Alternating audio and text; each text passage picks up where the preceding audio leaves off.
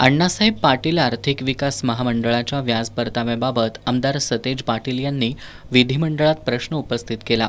मराठा समाजातील तरुणांना उद्योजक बनवण्यासाठी सुरू करण्यात आलेल्या अण्णासाहेब पाटील आर्थिक विकास महामंडळाकडून दिला जाणारा व्याज परतावा 6-7 महिन्यांपासून थकीत असल्याकडे आमदार सतेज पाटील यांनी लक्ष वेधलं. महामंडळाचं महास्वयम हे पोर्टल अद्ययावत केलं नसून ते गेल्या 15 दिवसांपासून बंद आहे. त्यामुळे महामंडळाचं प्राथमिक मंजुरीपत्र मिळणं अडचणीचं झालंय. हे खरं आहे काय?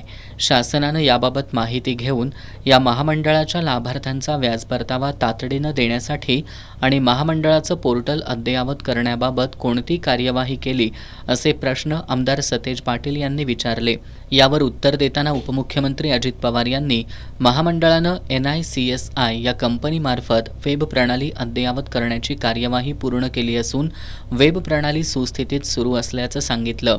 महामंडळामार्फत एप्रिल 2025 पासून आत्तापर्यंत 5,538 लाभार्थ्यांना 71,97,00,000 रुपये परतावा देण्यात आलाय.